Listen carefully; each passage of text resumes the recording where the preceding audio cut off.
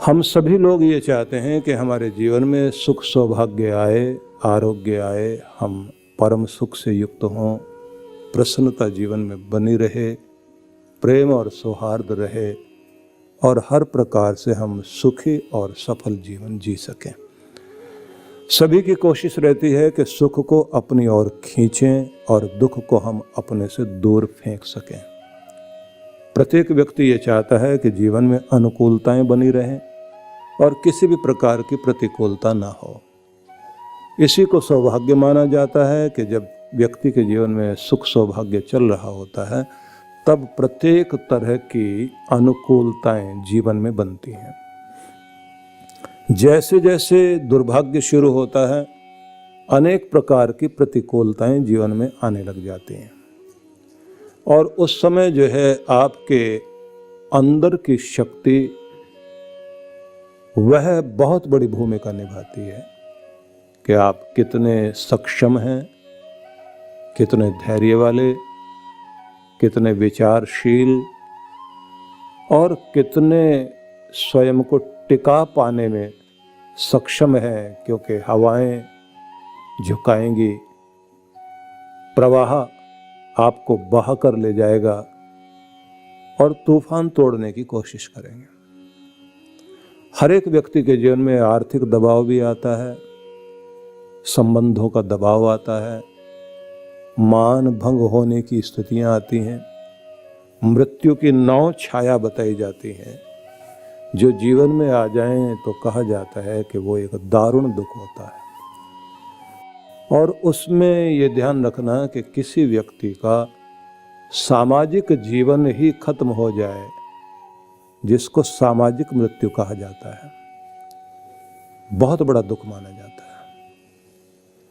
किसी व्यक्ति का कुल, खानदान, परिवार, रिश्ते जिस पर जिंदगी टिकी है वो टूट जाए, ये भी एक मौत जैसा बात है। और आर्थिक मृत्यु वो तो सबसे पहले है।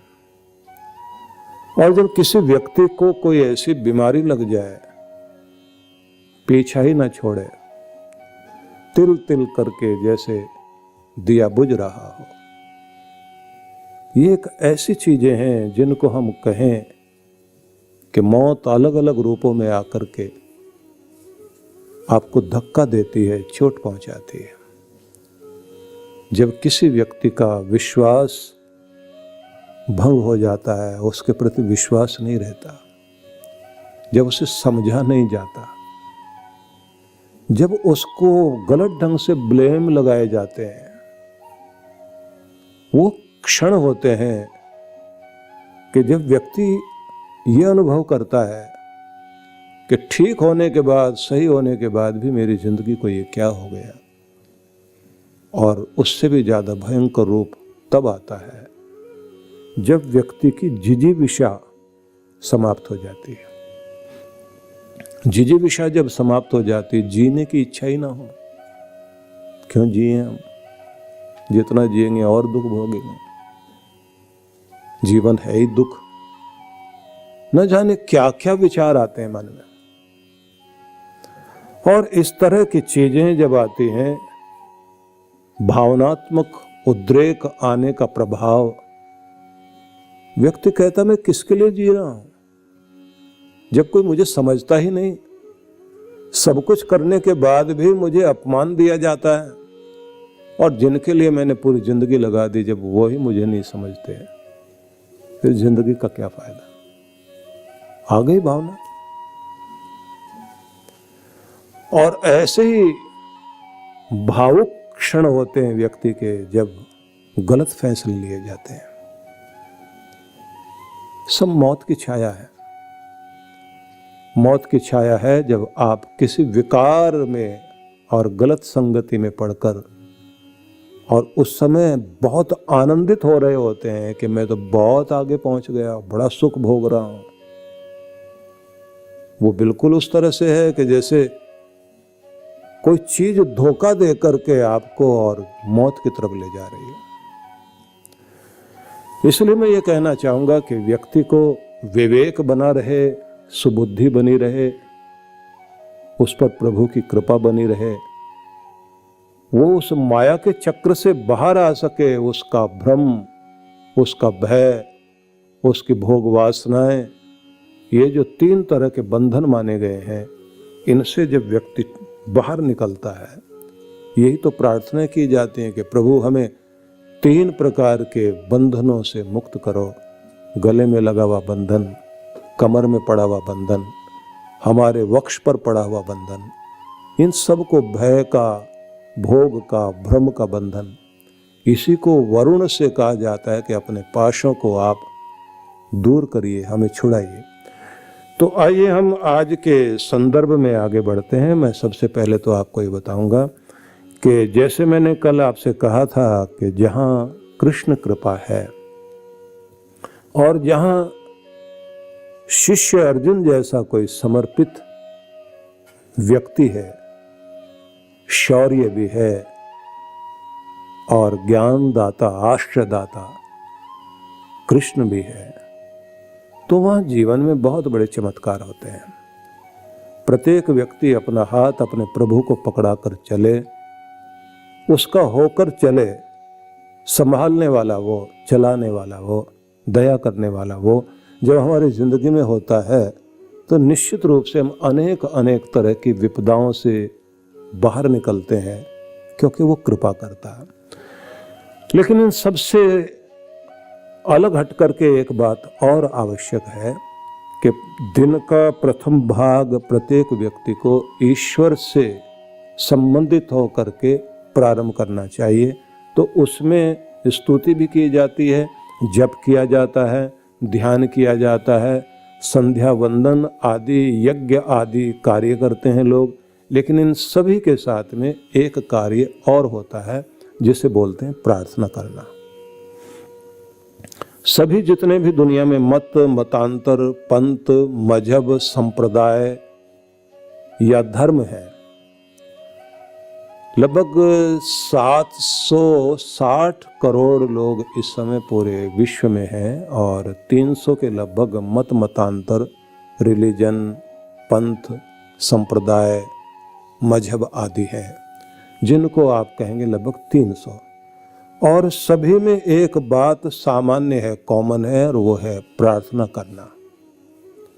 प्रार्थना करने के अपने अपने तरीके हैं लोगों के। परमात्मा को धन्यवाद देने के लिए प्रार्थना करना, उससे कुछ मांगने के लिए प्रार्थना करना, दुख दूर करने के लिए उसके चरणों में जाकर जुड़ना, किसी मनोकामना के लिए भगवान के चरणों की तरफ जाना, दर्शन करने के लिए जाना। और साथ में अनेक बार हम लोग इस तरह की बातें भी करते हैं कि प्रभु मैं कुछ त्याग करने को तैयार हूँ। ये भी प्रार्थना का ही हिस्सा है।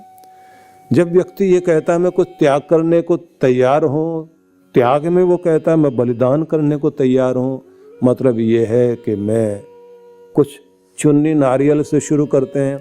कुछ वे लोग हैं मैं इतना धन दूंगा, कुछ वे लोग हैं जो ये कहा करते हैं कि प्रभु मैं तो अब आज के बाद ये जिंदगी की सारी अपनी कमी छोड़ रहा हूँ और आपका हो रहा हूँ, बस क्योंकि बिना कुछ दिए कुछ पाया नहीं जाता, इसलिए मैं आपसे अपनी ये मनोकामना पूर्ति के लिए ये प्रार्थना कर रहा हूँ। कुछ लोग वे हैं जो इसी रूप में प्रार्थना करते हैं कि मैं संकल्पित हूँ अब ये तप करते हुए तेरे दर पर आऊँगा, बस आप मेरी प्रार्थना को स्वीकार करना।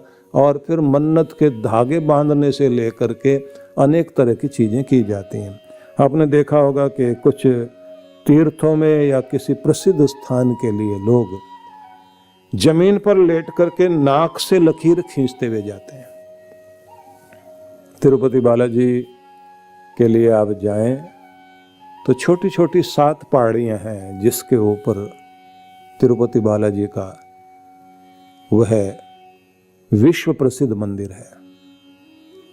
तो वहाँ ज़्यादातर लोग गाड़ियों से जा रहे होते हैं, लेकिन उधर के आसपास से आए हुए लोगों को कभी आप देखिए पैदल चलते हुए उन पहाड़ियों के लिए चढ़ते चढ़ते जाएंगे। और उनमें भी अद्भुत लोग वे होते हैं जो 1 किलोमीटर से कोई 3 किलोमीटर दूर से जमीन पर लेटकर नाक से लकीरें खींचते हुए, एक व्यक्ति आगे होता है जो निशान बनाता है, उसके लेटने से प्रणाम करते हुए दंडवत की मुद्रा में प्रणाम करता है व्यक्ति, और उसके बाद में रेखा खींची जाती है, फिर वहाँ से आगे लेटता है।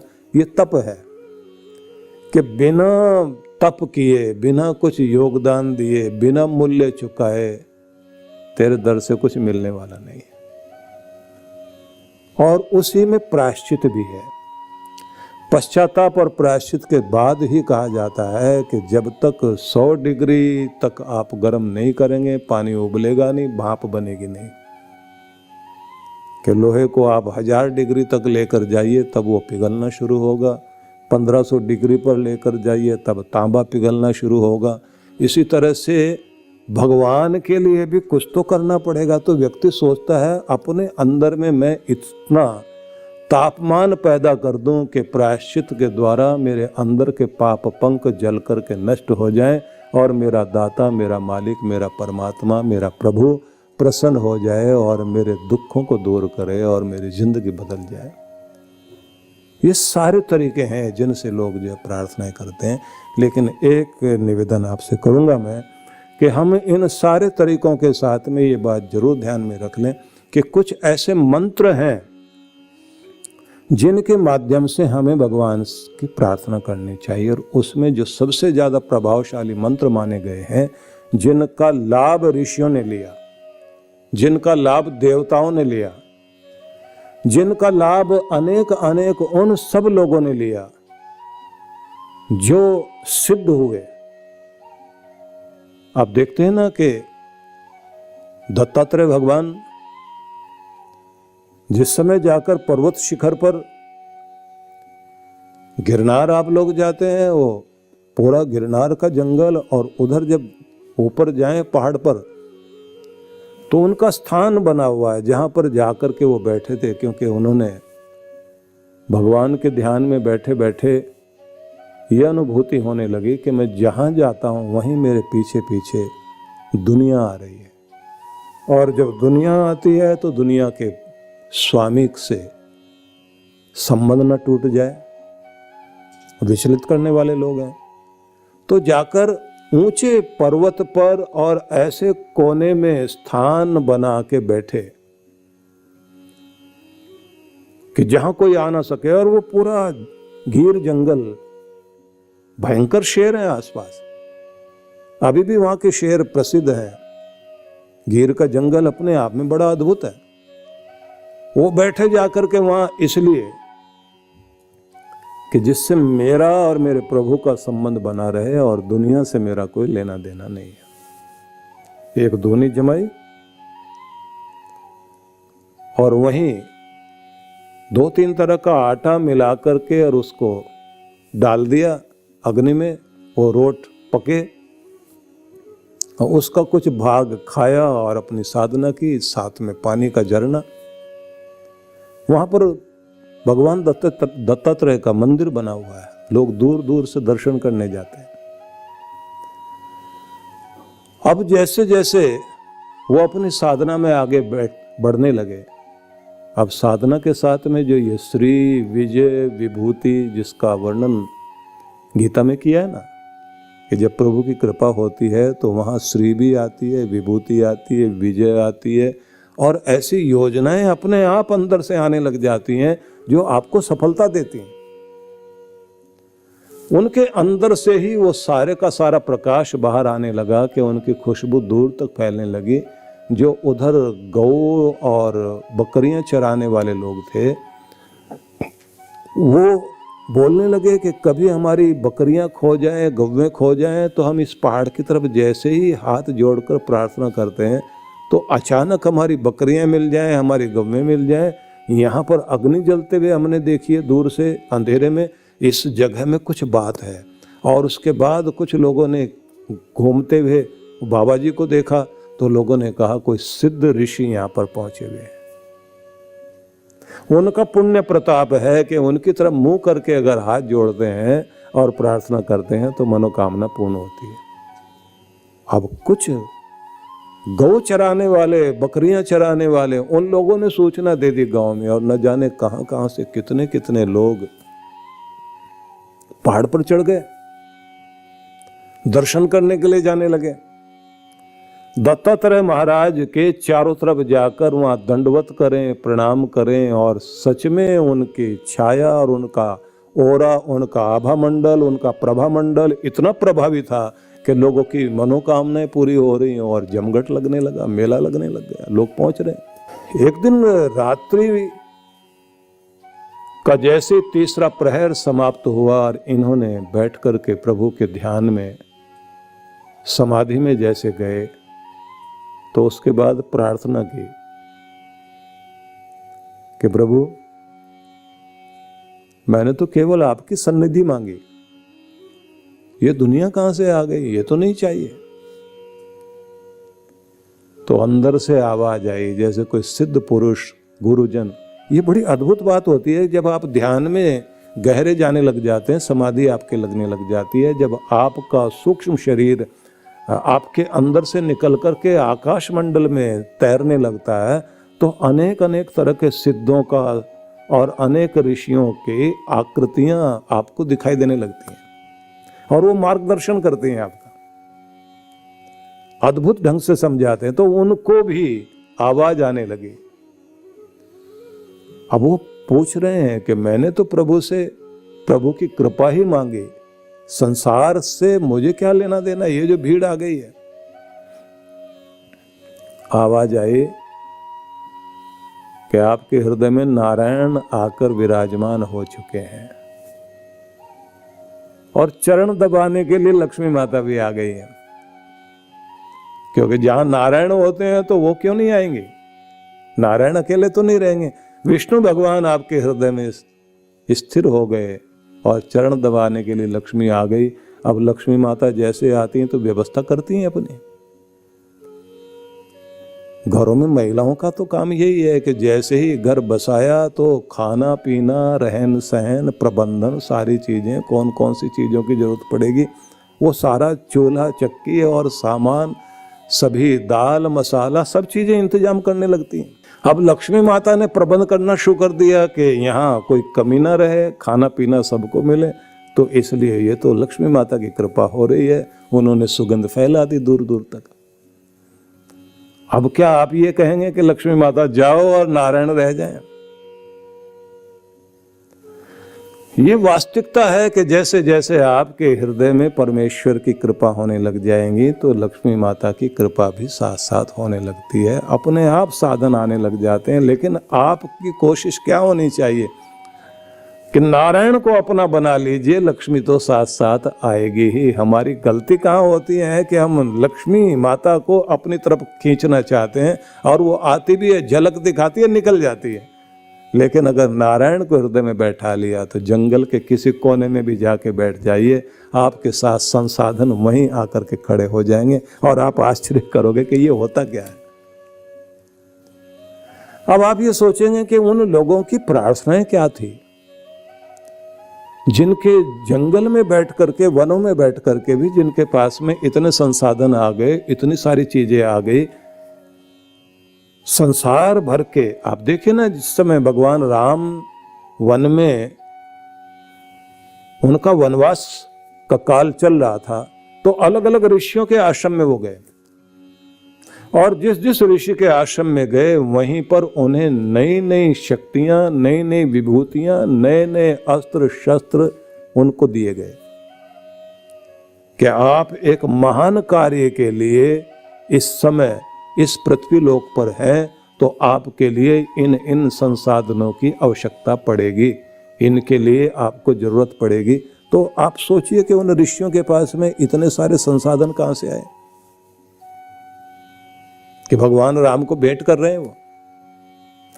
उसका सीधा सा कारण यही है कि जिस व्यक्ति का ध्यान वहां से जुड़ा हुआ है वो वन के किसी कोने में भी जाकर के बैठ जाए, उसके पास में संसाधनों की कोई कमी नहीं रहेगी और वो संसाधनों के लिए कार्य करता ही नहीं है। समस्या उनकी है जो संसाधनों के पीछे भाग रहे हैं, और जब संसाधनों के पीछे भागते रहते हैं तो माता लक्ष्मी की कृपा उन पर थोड़ी देर के लिए हो भी जाएगी, लेकिन वही कि चमक दिखाएगी लेकिन अंदर शांति नहीं देगी। नारायण की तरफ जब आप चलते हैं तो कृपाएं बहुत आती हैं। इसलिए सबसे पहले तो निवेदन यही है कि प्रार्थना करना भी सीखिए। परिवारों के अंदर आप अपने भगवान की, अपने घर परिवार में लोगों को प्रार्थना करना, भक्ति करना और भजन करना ये सिखाएं भी, और इकट्ठे बैठकर भजन करने वाले बने भी। सीधा सा नियम है, जिन घरों में इकट्ठे बैठकर पूजा पाठ करने की विधि है उस घर के अंदर कलयुग का दुष्प्रभाव बिल्कुल नहीं रहेगा, उनके घर की एकता को कोई तोड़ नहीं पाएगा। मैं सीधे ढंग से इस बात को कहा करता हूं कि भोजन में और भजन में जिनको इकट्ठा बैठना आ गया उन लोगों के घर में संगठन रहेगा ही रहेगा।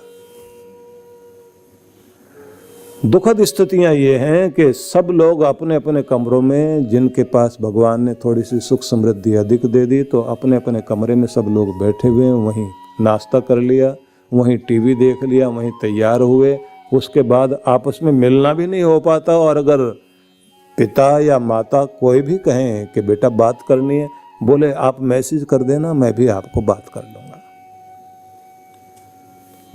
जब बीच में फोन आ गया,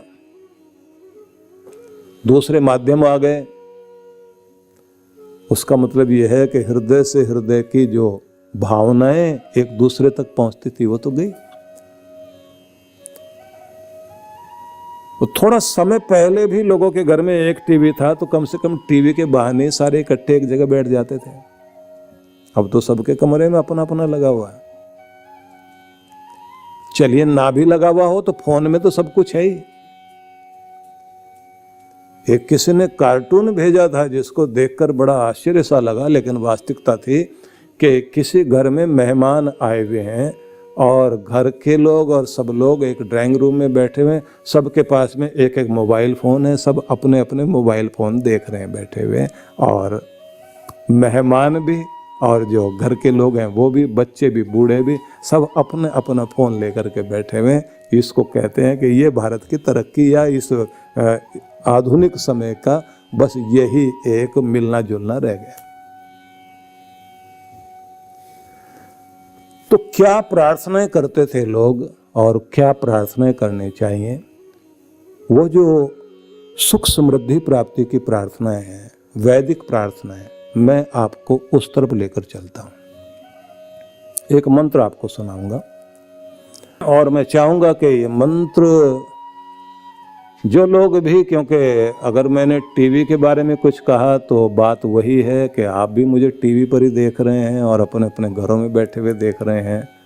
ठीक है कि जहां आप बैठे देख रहे हैं, कोई अकेला देख रहा है, कुछ परिवार के लोग देख रहे हैं, लेकिन फिर भी लाखों लोग एक साथ बैठे हुए देख रहे हैं।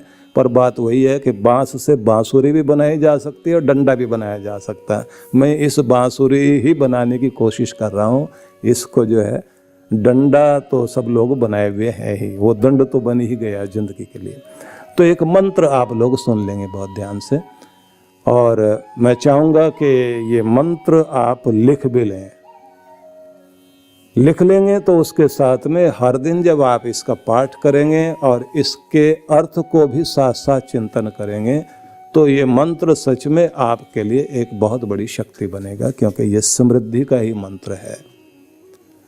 तो सबसे पहले आपने लिखना है, इंद्र श्रेष्ठानि, इंद्र श्रेष्ठानि द्रविणानि धेहि, इंद्र श्रेष्ठानि द्रविणानि धेहि। आगे लिखिए, चित्तिम, चित्त जैसे होता है ना, तो ये की मात्रा लगा दें, चित्तिम, चित्तिम दक्षस्य, जैसे दक्ष लिखते हैं आप, किसी का नाम लिखें दक्ष तो दक्षस्य, आदस्य दक्षस्य, चित्तिम दक्षस्य सुभगत्वम, सुभगत्वम अस्मे, तो ये शब्द बन जाएगा सुभगत्वम अस्मे, सुभगत्वम अस्मे। सुभगत्व लिख लीजिए, आगे मस में लगा दीजिए तो पूरा बन जाएगा। सुभगत्व मस में पूरा शब्द हो गया चित्तिम दक्षस्य सुभगत्व मस में। तो ये हुई पूरी एक पंक्ति। अब दूसरी पंक्ति इसी के साथ लिखिए क्योंकि पूरा मंत्र बन जाएगा। पोषम रईणाम, रई णाम, नाम नाम नहीं णाम, पोषम रईणाम। आगे शब्द है अरिष्टिम, अरिष्टि के ऊपर बिंदी लगाइए, अरिष्टिम तनूनाम। पोषम रईणाम अरिष्टिम तनूनाम। और आगे स्वादमानम वाच, स्वादमानम वाच सुदिनत्वम अन्नाम, सुदिनत्वम अन्नाम। ऋग्वेद के दूसरे मंडल के 21वें सूक्त का छठा मंत्र। तो अगर आप वहां देखना चाहें, वैसे तो लोगों के घरों में वेद ही नहीं है, गीता नहीं है, रामायण नहीं है, तो देखेंगे कहाँ से। फिर भी कोई देखना चाहे तो बहुत अच्छी बात है। तो मंत्र क्या हो गया? इंद्र श्रेष्ठानि द्रविणानि धेहि चित्तिम दक्षस्य सुभगत्वमस्मे पोषम रईणाम अरिष्टिम तनूनाम स्वादमानम वाचः सुदिनत्वम अन्नाम। अब आइए इसकी व्याख्या की तरफ चलते हैं। सबसे पहला शब्द है इंद्र। ये परमेश्वर के लिए शब्द आया यहाँ। इसका अर्थ होता है ऐश्वर्य देने वाले, मेरे दाता प्रभो। श्रेष्ठानि द्रविणानि धेहि, श्रेष्ठ धन मुझे जीवन में दे। बड़ा प्यारा संदेश। अब ये द्रविण शब्द जो है, आप लोग मंत्र वो एक श्लोक बोलते हैं ना, त्वमेव माता च पिता त्वमेव। अब उसमें द्रविण शब्द भी आता है। त्वमेव माता च पिता त्वमेव, त्वमेव बंधुश्च सखा त्वमेव, त्वमेव विद्या द्रविणम त्वमेव, त्वमेव सर्वम मम देव देव। तो वहां भी द्रविण आता है। तुम ही मेरी विद्या हो और तुम ही मेरा धन हो, और यहाँ तक कि मेरा सर्वस्व भी भगवान तुम ही हो, क्योंकि माता तुम ही, पिता तुम ही, मेरे रिश्ते तुम ही, मेरा सब कुछ तुम ही। ये बोलते हैं ना, प्रार्थना करते हैं। अब ये द्रविण शब्द को धन के संबंध में माना गया है। तो द्रविण को समझना हो तो द्रव को समझिए। द्रवित होना, बहना, चलना। जैसे करेंसी है ना, तो करंट प्रवाह, तो करेंसी में करंट ही है ना, प्रवाह है। बहने वाली जो चीज है, चलने वाली चीज है कि मुझे वो धन दे जो मेरे जीवन में मुझे समृद्ध करे, लेकिन वो वाला जो प्रवाह से चला आ रहा है, मेरे जीवन में प्रवाहित होता रहे। और कौन सा? श्रेष्ठानि द्रविणानि, उत्तम धन देना भगवान। उत्तम धन दो जिससे जीवन धन्य हो जाए। किसी किसी को कोई भूमि मिलती है, लेकिन जब से ली या तो वहां बीमार आदमी, या झगड़े, या कला कलेश। खुद के पैसे लगते जाएंगे लेकिन वो चीज जान नहीं छोड़ेगी। आखिर में कोई ना कोई तरीका ढूंढना पड़ता है कि इससे जान बचाई जाए। हम कहाँ आकर खड़े हो गए। और जब तक आप उससे छूटते नहीं, आप कर्जे में बंधे रहते हैं।